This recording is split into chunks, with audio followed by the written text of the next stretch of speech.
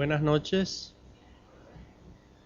Una vez más leamos Mateo, que es la porción que nos ocupa. Mateo capítulo 11.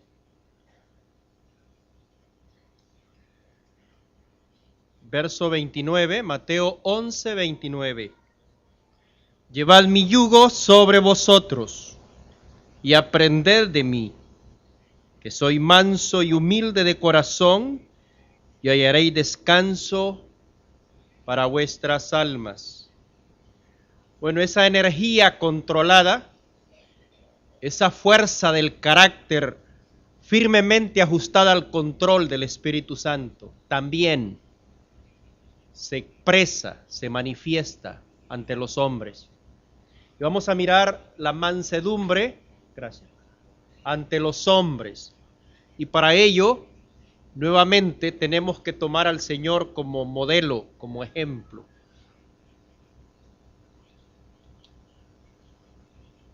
Ahí mismo en Mateo 21 tenemos una expresión interesante. Recordemos su mansedumbre ante Dios. Ahí en Mateo 26 lo recuerdan, ¿verdad? Esa expresión, mas no como yo quiero, sino como tú. Bueno, aquí podemos ver también un aspecto de mansedumbre ante los semejantes. Mateo 21, dice el verso 5. Decid a la hija de Sión, he aquí, tu rey viene a ti, manso, sentado sobre una asna, sobre un pollino, hijo de animal de carga. Qué forma, ¿verdad? ¿Qué gobernante en la actualidad se presentaría de una forma semejante? Sería tan humillante, ¿verdad? Sería un insulto a los súbditos de él. Sería una ofensa a una nación. ¿Ah? Sería ridículo según el hombre, ¿verdad? Pero aquí tu rey viene, dice. Manso. ¿Y qué forma de presentarse? Sobre un burro. Un animal de carga. Yo me pregunto, ¿por qué no usó aquel potro? Porque recuerde el atalaya. El atalaya está allí en el lugar de vigilancia y dice, se acerca un grupo de personas. Y el que viene adelante, dice, tiene que ser Jehú. ¿Y por qué caracterizó a Jehú? ¿Qué es lo que caracterizaba a Jehú? Bien impetuoso, dice el que viene adelante. Tiene que ser Jehú. Yo me imagino, bueno, el atropello de las patas del caballo de Jehú. Aquella mujer, ¿verdad? Como la despedaza con sus... ¿Cuántas cosas se pueden tomar lecciones de un caballo listo para la guerra, para la batalla? No, él viene en un burro manso. Y este es un detalle interesante, hermanos. El Señor entra despacio. Imagínense el paso de ese animal. Entra pacíficamente. Entra como un rey de paz. ¿Y sabe qué llama mi atención? Que al paso de un burro, él podía dedicar tiempo aún sobre él para atender al pobre, a la viuda, al huérfano, al inválido, al más necesitado de sus súbditos. Tu rey habla de súbdito, ¿verdad? A ese paso, aún sobre la bestia, él podía atender. Y un detalle que llama mi atención, Jesucristo con su carácter, hermanos, jamás atropella a nadie. ¿Cuántos de nosotros, hermanos, en el camino de la vida hemos dejado vidas atropelladas, desanimadas? Yo le soy honesto ante el Señor, me da vergüenza recordar escenas donde en explosiones, en atropellos, en reacciones, aún en palabras, cuántas vidas, no sé, han quedado desanimadas. Cuánta mala imagen he dejado del cristianismo. Recordar escenas a mí me quema mi conciencia, realmente. Y esto es un detalle que nosotros podemos aprender en el Señor. No hace mucho estuve en Nicaragua. Yo tenía no sé si 1 o 2 años de querer tener la oportunidad por lo menos ver a un hermano. Todo lo que hablé con él era la pura verdad. Nada fue inventado, nada fue falso. Pero yo sé que el Señor no hubiese tratado así a ese hermano. Yo sé que la forma no era correcta. Bueno, el hecho mismo de que yo no sintiera paz. Y ya miré la actitud de él, no era la misma. Después de esa plática, ya no era la misma. Y me acerqué ante este hermano y le digo, mi hermano, yo quiero hablar con usted. Y él, listo a la defensiva. Y cuando él miró el por qué, me dice, no, hermano. Me dice, sí, yo sentí que me trató injustamente, dice. Pero él quería aliviar mi situación, más bien, me dice, pero sé que fue un celo santo y sé que lo que hizo fue lo correcto. Y que sé que las palabras que me dijo eran necesarias que yo las escuchara, dice. Pero yo sentí en el fondo que la forma no era la correcta. Hermano, un detalle interesante del Señor. Yo he aprendido mucho con esta porción. El Señor nunca atropella, no fatiga a nadie. A ese paso, ¿cómo va a fatigar a alguien? He aquí tu rey viene a ti manso. ¿Y sabe qué aprendemos de esta mansedumbre? Es que Jesucristo, hermanos, es considerado. Es comprensivo. Ese es un detalle muy interesante que aprendamos de él. No solo es que es considerado, comprensivo. Jesucristo, hermanos, es suave. Es amable. Yo me imagino la forma en que él hablaba. Nomás el tono de su voz tenían que haber resultados. No solo es suave, no solo es amable, es paciente. Y podemos ver lo paciente que es una persona de buen trato. Se dio la oportunidad de encontrar al hombre. Y en esa mirada no hay un reclamo. No hay un reproche, no hay una acusación, no hay un rechazo, no hay un desprecio. Ni siquiera le pide una explicación con esa mirada. Bueno, dice que aquel hombre lloró amargamente. Y cuando lo encuentra, no solo hay una mirada, hay una expresión. Así como somos nosotros tan francos, ¿verdad? Usted sabe que yo me caracterizo por decir las cosas como son. Yo no tengo pelos en la lengua. Yo le tiro la verdad en la cara a quien sea. Y él pudo haberse expresado de esa manera con ese hombre. Pero nomás había una pregunta penetrante, tuvo que reventar el corazón de ese hombre. ¿Me amas? De buen trato. Y esto podemos ver la mansedumbre del Señor en relación a los demás. Esa amabilidad, ese buen trato. Esa paciencia, hermanos, que le caracterizó a él. Él animaba a cada persona a venir a él. No había algo en su carácter que repela a las personas, que muchas veces es lo que se da en nosotros, ¿verdad? Que la distancia, que las aleja. Al contrario, nomás su presencia. Y esa es espiritualidad, hermanos. Es el poder de cambiar el ambiente con su presencia, sin palabras. Él animaba a los demás a venir a él. Nosotros muchas veces tenemos virtudes que expresamos, pero a veces aún esas virtudes ofenden. ¿Ha notado eso? Aún la generosidad a veces humilla, ultraja. Pero hay un detalle en el Señor. Hermanos, las virtudes de Jesús no eran ofensivas. He aquí tu rey viene, manso. Yo cada vez más registro los rincones de mi vida, los más recónditos, a la luz de esto. Y es tremendo lo que el Espíritu Santo aguijonea ya en nuestra conciencia. Porque las virtudes del Señor, hermanos, no eran ofensivas. ¿Sabe por qué? Porque la peor gente se sentía cómoda con Él. Qué curioso es eso, ¿verdad? La peor gente. Y eso que la gente considera lo peor, mire, a él no le extraña, él conoce lo peor de mi vida. ¿Va que sí?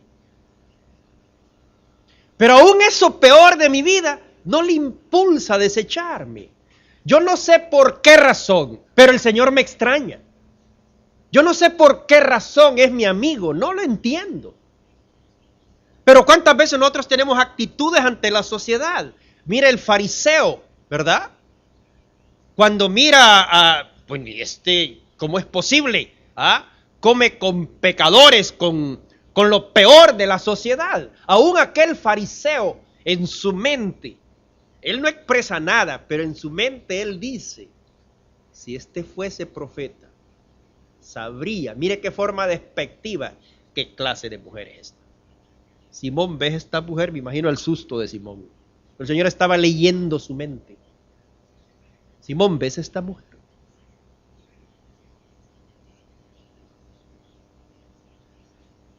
Tenemos un concepto muy equivocado de santidad. Porque hay personas que no se atreven a acercarse a nosotros. Al contrario, con el Señor, lo peor de la sociedad, se sentía cómoda en su presencia. Y es que hay un aspecto interesante. El Señor aceptaba a todos. Era accesible a todos. Y que hay un punto grandioso en esta bondad, en esta mansedumbre. Jesucristo nunca se avergonzó de ser amigo de lo peor de la sociedad. A veces a nosotros nos parece que estar al lado de alguien y mira, ojalá que nadie me conozca. No, el Señor no se avergonzaba. Bueno, no se avergüenza de llamarme amigo, pues. Imagínense. Saberse amigo de lo peor de la sociedad. ¿Ah? Y es que hay un punto grandioso. Jesucristo daba mucho de su tiempo a aquellos a quienes la sociedad tenía mucho por desechar. Todo lo contrario, mire. Él le daba mucho de su tiempo a quienes la sociedad tenía mucho por desechar. He aquí tu rey viene, manso.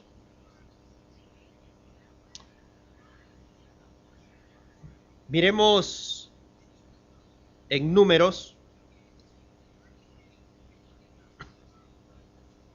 capítulo 12. Dice el verso 3. Y aquel varón Moisés era muy manso, más que todos los hombres que había sobre la tierra. Bueno, va a llegar el momento en que vamos a regresar a ver ya una acción mansa de Moisés en lo práctico. Pero la Biblia dice que este hombre era manso. Hermano, si Moisés pudo caracterizarse de parte de Dios de esta forma, ese es un aliento para nosotros, ¿no lo cree? No tenemos el tiempo para ver lo explosivo del carácter de este hombre. Y sin embargo, dice la Biblia, este era un hombre manso.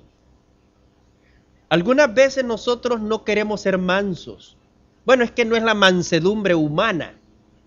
No es la mansedumbre personal. Es la mansedumbre del Señor la que se tiene que transferir en nuestro carácter. Pero no queremos ser mansos. El mundo no quiere esto. Aún mucho creyente no lo desea. Porque nos parece que esto es debilidad de carácter, falta de hombría. Todo lo contrario. Mire las diversas formas cómo se mostró la mansedumbre en Moisés. Hermano, era un hombre sin temor en el momento de confrontar al hombre más poderoso del mundo en su tiempo. Era sin temor cuando él confronta a Faraón. Y era manso. Este hombre manso, hermanos, podía asumir una tarea, cumplirla a cabalidad con responsabilidad. Y era manso. A la verdad, dice Dios, como siervo fue fiel en mi casa. Pero también hay otro aspecto de la mansedumbre de este hombre. Podía arder con indignación cuando el honor, la gloria de Dios estaba siendo deshonrada o su ley desobedecida. Era un hombre que se pronunciaba con justa indignación, con un celo santo. Y sin embargo, vemos aquí lo que dice la Escritura, ¿verdad?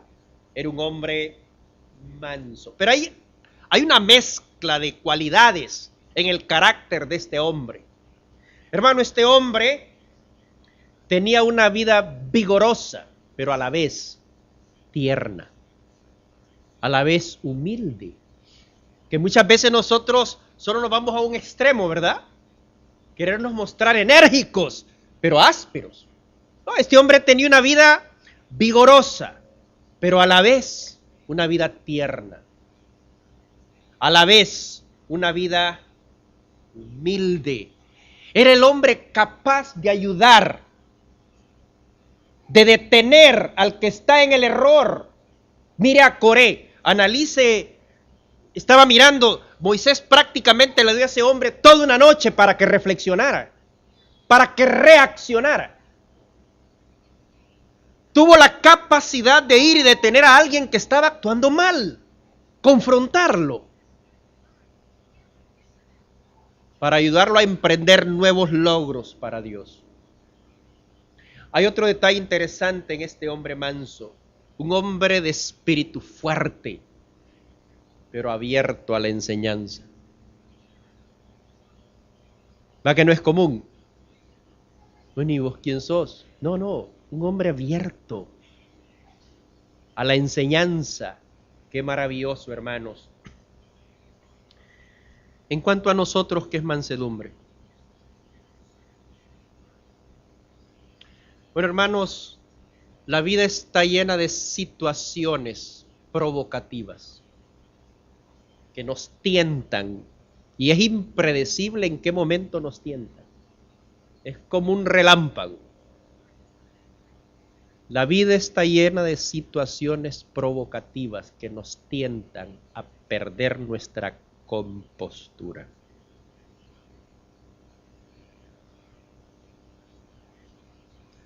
A veces no hay forma de evitar una situación irritante, pero lo importante es cómo reaccionar. Recuerda las pruebas, ¿verdad? Lo importante es cómo reaccionar. El problema es que no podemos robotizarnos, no podemos programarnos, no podemos es que la vida está llena de situaciones donde inesperadamente. ¿Qué es mansedumbre ante los hombres? Bueno, hermanos, es una persona que no es fácil de provocar. Qué difícil, ¿verdad? No me toque porque estoy de un toque, dice, ¿verdad? ¿Te ha visto ese animalito que ahí está dormido, enrollado? Nomás tóquelo. Toque ese animal y ¿cuál es la reacción ya? Mordaz, ¿verdad? Serpentina. ¿Y cuántas veces tenemos una reacción que nos asusta aún de nosotros mismos? Deje de mirar a los demás. Deje en este momento de mirar a su esposa, terrible, o de mirar a su esposo, o su hijo, o el hermano en la iglesia. Mirémonos a nosotros mismos. A veces tenemos reacciones tan serpentinas, mordaces, que la gente se asusta, llegó a querernos decir algo, reclamar algo y lo inundamos. Pero este es el punto interesante de persona que no es fácil de provocar. Entonces, mansedumbre es todo lo opuesto a estar fuera de control. Mansedumbre es todo lo opuesto a la afirmación propia. Es que así soy yo. Mansedumbre es todo lo opuesto al propio interés, ¿verdad? Y tenemos que entrar en detalles, hermanos, a un poder destructor en nuestra vida. Yo no sé si hasta ahora usted se ha dado cuenta de esto. Yo creo que ya esa expresión, así soy yo, más bien va a dar pena volverlo a repetir. Porque, hermanos amados, hay un poder destructor en el mal carácter. Se lo voy a repetir más despacio. Hay un poder destructor en el mal carácter. Al extremo que si no se controla, ¿sabe con qué se compara? ¿Sabe a qué se asemeja si no se controla? A un recipiente de pólvora. Estará activo, listo para explotar en medio del siguiente problema. Hermano, no puede ser el ciclo de una vida que nos caracterice así. Y si no se controla, lastimosamente, está activo, está listo a explotar en medio del siguiente problema. Y es aquí donde nosotros tenemos que vernos. Hermanos, un enojo incontrolado arruina todas las relaciones, sea entre compañeros de empleo, sea entre patrono y empleado, sea como familia, sea como iglesia. Un enojo incontrolado arruina toda relación. No solo es el poder destructor del mal carácter, no solo es todo lo que daña el enojo incontrolado.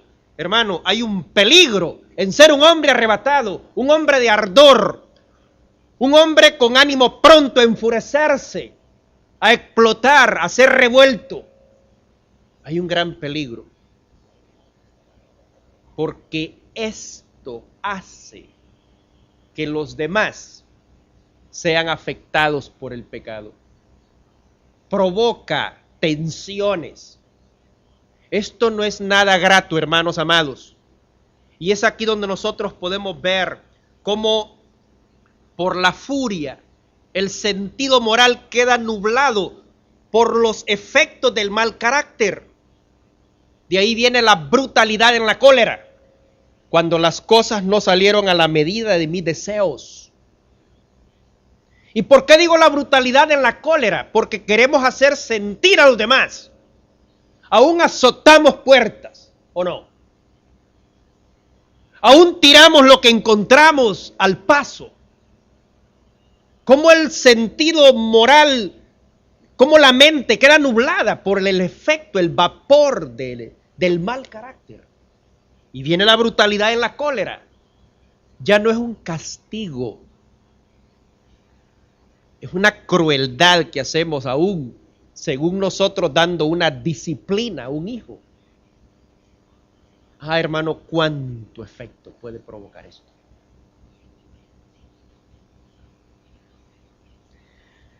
Normalmente este mal carácter se expresa a través del hablar.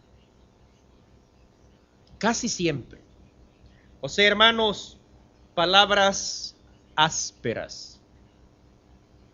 Palabras degradantes, palabras hirientes que lastiman, posiblemente con una sonrisa, posiblemente con un tono muy suave. No alteramos la voz, no precisamente, porque David dice que hay hombres cuyas palabras son más blandas que mantequilla, más suaves que el aceite, pero son espadas desnudas.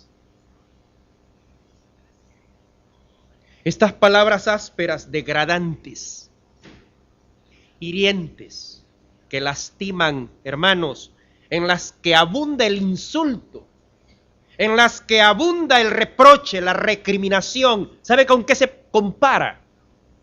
Como el combustible que enciende y aviva el fuego del enojo. Tiene que provocarlo. Tal vez la otra persona no espera eso, pero es como el combustible que encendió y avivó el fuego del enojo. Quiere decir que esto puede encender una iglesia o un hogar o una familia si no se controlan. Hermanos, hay palabras que queman más que el fuego. Hay palabras que golpean más que el látigo. Y eso nosotros tenemos que entenderlo seriamente. Si somos agresivos, no nos sorprenda, nuestras palabras se van a recibir a la defensiva. Hermano, no podemos ser convincentes cuando somos ásperos. No podemos. Ya mis niños crecieron. Yo tuve que mentalizarme que ya no son niños, ya son hombres. El mayor, él dice que soy su héroe, él es ciego ante todas mis imperfecciones. Él busca cómo cubrir todo lo negativo de mi vida. Una gran virtud en él, cuando en la época de disciplina él venía a llorar a mi hombro, a mí me reventaba el corazón ver la reacción humilde de él. Pero el otro, cuando llega a la casa, yo ando, no tiene idea. Él no me responde ni una palabra, él no me trata mal, él no me reclama, él no me dice nada. Pero él me queda mirando. Él no deja pasar nada malo.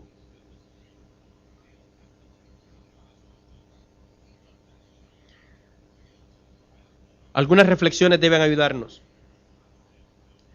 ¿A quién le gusta ser objeto de frecuentes expresiones de amargura, resentimiento, enojo, ira, gritos, clamores? Imagínense, ¿a quién le gusta ser objeto de eso? Otra reflexión que nos puede ayudar. ¿A quién le resulta fácil comunicarse con alguien que se ofende fácilmente? Y no solo se ofende, se resiente con facilidad.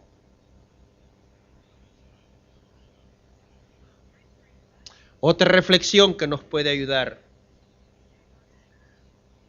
Hermana y hermano, ¿resulta fácil llevarse bien con usted? Yo le dije, borre de su mente todas las personas que le rodean. Pensemos en nosotros. Hermana, ¿resulta fácil llevarse bien con usted? Su esposo, sus hijos, los hermanos en la iglesia, su familia. Hermano, ¿resulta fácil llevarse bien con usted? ¿Resulta fácil tratarle? ¿Cuántas veces hay que romper la barrera para llegar a tratar a la persona, verdad? Y después ahora hay un conflicto. Porque ¿cómo hacer que esta persona no quede afectada con su resentimiento? ¿Cómo terminar esta plática para que esta persona quede con paz en su corazón? ¿Resulta fácil tratarle a usted? ¿Pierde usted el control con facilidad? ¿Le grita a los miembros de su familia? ¿A los hermanos en la iglesia? ¿A sus empleados?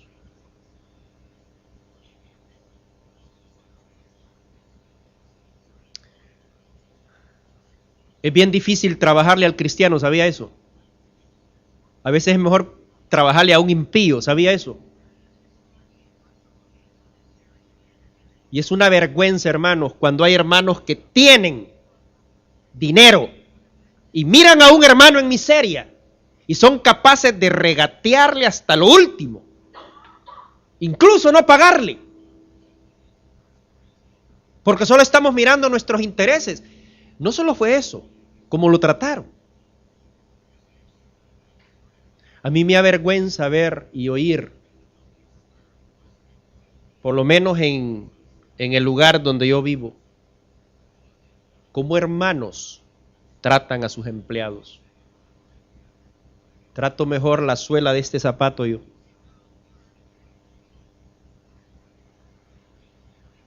Es terrible.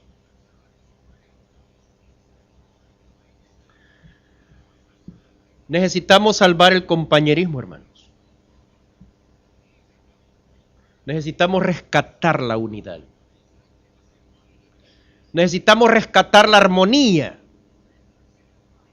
Y para salvar todas estas cosas que son valiosas, necesitamos eliminar algunas. Tenemos que eliminar de nuestra vida la desaprobación. Tenemos que eliminar el menosprecio. En la iglesia, hermanos, no cabe el racismo. Aquí no caben diferencias sociales. En la iglesia no cabe eso. Hay un modelo en Antioquía. Ahí estaba Níger, ¿verdad? Era un africano. Estaba un Manaén, hermano de leche, amamantado con Herodes tetrarca por la misma mujer. Porque eso es Manaén. Un hijo adoptado, amamantado y en un nivel alto. Estaba un hijo de consolación. Ahí no habían estratos sociales. Hermanos, tenemos que eliminar las comparaciones. Casi siempre se da en la familia, máxime entre los cónyuges. Y el problema es que ella o él no tiene la persona más virtuosa, sino rebuscó lo peor en su mente. Sos igual a fulano, o sos igual a fulana. Eso es humillante. Usted ha pensado en el daño que causan esas comparaciones, ¿verdad? Tenemos que eliminar, hermanos, el sarcasmo tan común en el cristiano, la ironía.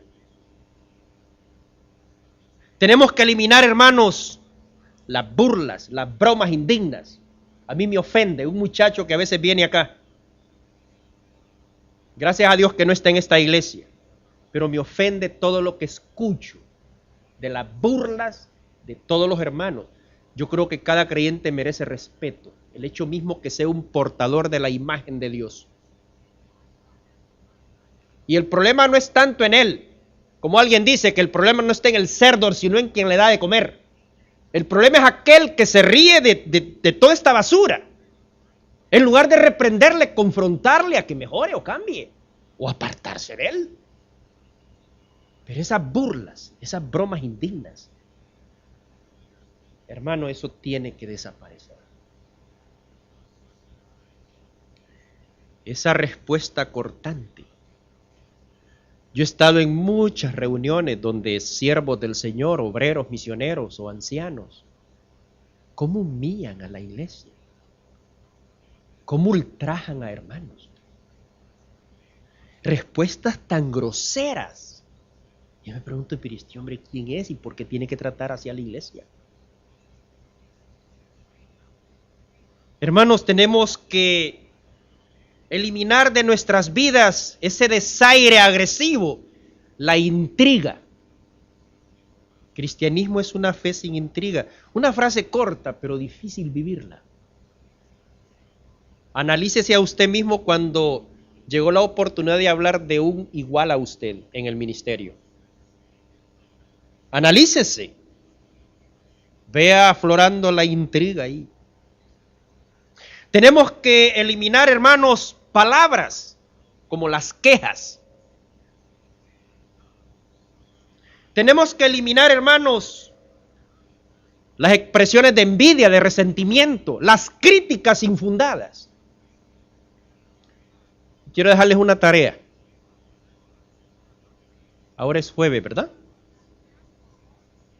Viernes, sábado, domingo, lunes, martes, hasta el miércoles va a ser la tarea. Si el martes usted falló en la tarea, tiene que volver a empezar de cero. Son 6 días que tiene que alcanzar. A partir de mañana, usted va a tener una tarea. Cada uno aquí presente. No hablar en mal de ninguna persona.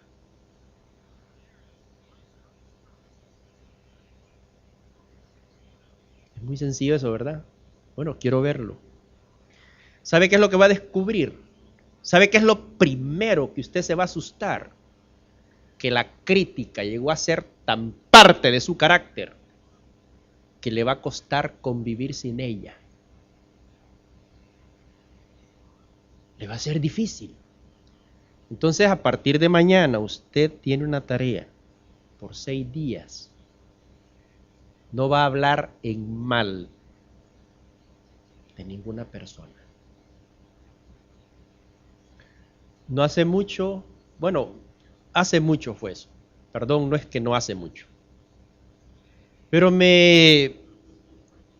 aun cuando practicándolo, pero siempre teniendo de vez en cuando nuestras salidas en esto. Pero un día me dice Leslie, Omar, vamos a proponernos ahora algo. En este hogar no se va a hablar mal de ningún hermano. Y honestamente, no me pregunte nada de los problemas de la asamblea en Tela. No los conozco. No sé cuáles son. Porque después de la reunión ningún hermano me lleva al patio. Porque él sabe. Él sabe lo que le va a suceder.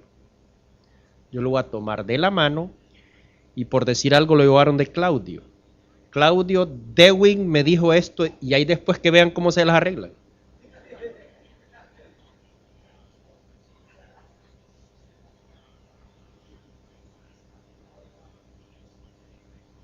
Yo no puedo volverme solidario con...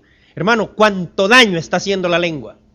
Es el azote que está destruyendo misioneros, obreros, ancianos, diáconos, iglesias, familias. Familias. Mire, un día llegó un hermano desde Costa Rica. Bueno, no fue a la casa desde Costa Rica, pero llegó a donde él tenía que visitar y de paso quiso ir donde nosotros a Tela. ¿Y sabe qué llegó ese hombre? A sentarse y decir, mire hermano, fulano y sutano, esto es lo que ha ido a... No me hizo ningún bien. Mejor nunca haberlo sabido. A veces hay buenas intenciones, pero yo eso no lo necesito. Honestamente, hay muchos nombres que no sé de quiénes son los problemas, porque no quiero saberlos, porque no quiero que mi corazón se enferme. Por ahí alguien dice, no quiero saber quién lo dijo, no me interesa. Y hermanos, esto es un punto interesante, otra reflexión que debe ayudarnos. Edifica el carácter del cristiano y lo hace ser una persona mejor, diferente, el oír mi conversación. Cuánta chatarra y basura sale de nuestra boca. Edifica el carácter del cristiano, lo hace ser una persona diferente, el oír mi conversación.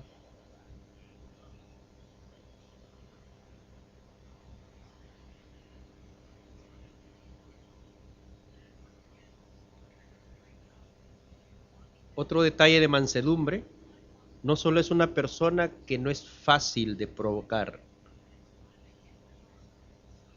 Este detalle es interesante también, es un estado de ánimo, contrario a un espíritu peleador y vengativo. Esta es mansedumbre. Se lo voy a repetir, es un estado de ánimo contrario a un espíritu peleador, vengativo. Prefiere aceptar la injuria. Prefiere aceptar el ser defraudado. Eso es lo que dice Pablo. ¿Por qué no permitís mejor ser defraudado? Miremos en escena a un hombre. Me impacta mucho. Salmo 119.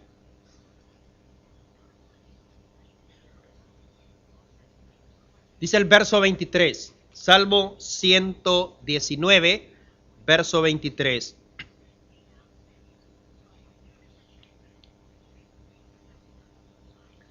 Príncipes también se sentaron y hablaron contra mí. ¿Verdad que esto es lo suficiente para desanimar a cualquiera. Porque si hablamos de príncipe en el tiempo de David, era de quien debió esperar lo mejor, ¿verdad? Estamos hablando de un liderazgo de la crema espiritual. Príncipes, dice David, se han sentado hablando en contra de mí. ¿Qué hemos hecho nosotros? ¿Verdad que lo que menos se nos ha ocurrido es lo que este hombre manso hizo? Mire lo que dice aquí. Mas tu siervo meditaba en tus estatutos. A mí me impacta esto de David. Mas tu siervo meditaba en tus estatutos. Hermano, esta palabra me muestra la manera de pensar y la forma de proceder de Cristo. En un contexto semejante, ¿sabe qué dice Pedro? Encomendaba la causa al que juzga justamente. Meditaba. Esta palabra entonces, Omar, esto es lo que el Señor haría ahorita que está siendo objeto de escarnio, destazándose en la boca de alguien. No, dice dice David, yo meditaba en tus estatutos. Esta palabra me muestra la manera de pensar, la forma de proceder del Señor. ¿Qué es mansedumbre entonces? En este contexto, ¿sabe qué es mansedumbre? Vernos condenados sin causa. Eso es lo que más golpea al orgullo, ¿no? Lo que más me duele, dice alguien por ahí, es que no es cierto. ¿Por qué le duele? Mansedumbre, vernos condenados sin causa y responder a la injuria. ¿Sabe con qué? Con un silencio. Eso es como David pareciese que estamos en la escena. Mira de cuántas cosas te acusan, dice Marcos, que se expresaba Pilato, ¿verdad? Y dice Marcos que Jesús, ¿qué? La palabra me va a mostrar la forma de proceder de Cristo. Marcos dice que Jesús callaba, de modo que Pilato, dice, se maravillaba. Tremendo tuvo que ser eso, ¿verdad? De modo que Pilato se maravillaba. Bueno, hermanos, cuando hombres espirituales, bueno, no sé si llamarle hombres espirituales, líderes, sería mejor, ¿verdad? Porque un hombre espiritual no va a hacer esto. Cuando líderes se unan para difamarle, usted va a encontrar consuelo, usted va a encontrar fortaleza, meditando en la palabra del Señor. ¿Sabe por qué? Porque esta palabra le va a mostrar cómo frustrar el plan del enemigo. Ahí va a encontrar el consuelo, la fuerza, meditando en esta palabra. Hermano, el respeto a la palabra es la que nos priva de ser traidores al Señor, para responder de la misma forma o reaccionar de la misma manera. Es el respeto a la palabra lo que nosotros podemos aprender en esto. Ahora, hermanos, aquí hay una lección muy del momento. El hecho de que cumplamos la palabra, si el hecho de que la cumplamos depende de cómo nos tratan, que muchas veces es lo que se da, ¿verdad? Se lo voy a repetir, si el hecho de que cumplamos la palabra depende de cómo nos tratan, entonces nos estamos poniendo por delante y nos estamos considerando más importantes que la verdad.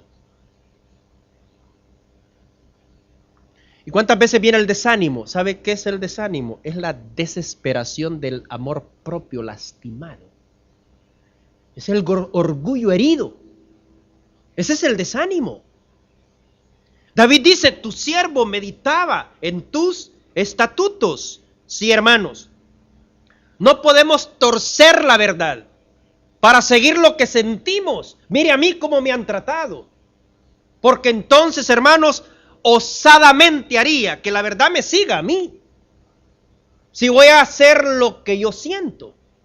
Y aquí hay otro detalle que debemos impactarnos con ello. Yo tengo que ver la gloria de la verdad. Yo tengo que ver la verdad pura. Estoy hablando en el contexto de lo que miramos de este salmo, hermanos, y no poner mis sentimientos por frente de la verdad. Yo escucho cantidades de comentarios.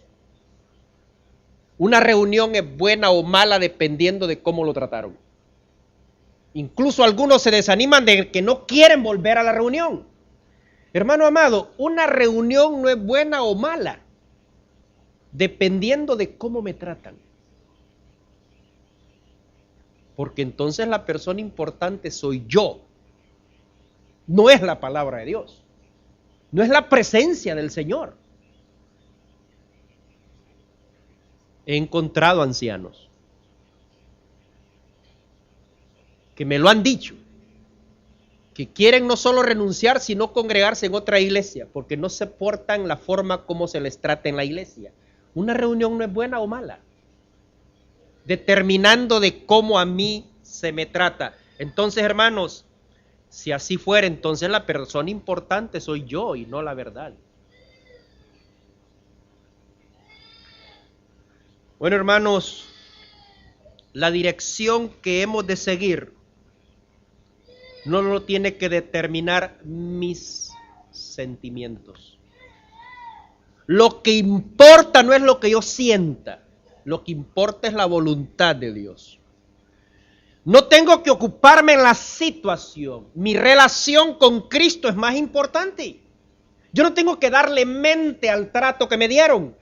Príncipes, dice David, se juntaron en contra mía, mas tu siervo meditaba en tus estatutos. Yo no tengo que salir, que mire, es que yo no tengo ni siquiera que pensar en la situación. Es que mi relación con Cristo pesa más, importa más que todo esto.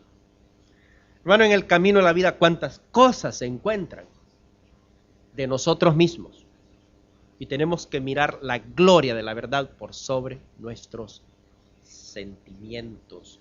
Esto es bien fundamental que nosotros lo aprendamos. El tiempo ha llegado. Después vamos a seguir mirando a este David mansamente. Ante cosas que se lo garantizo no son fáciles. Dios nos bendiga.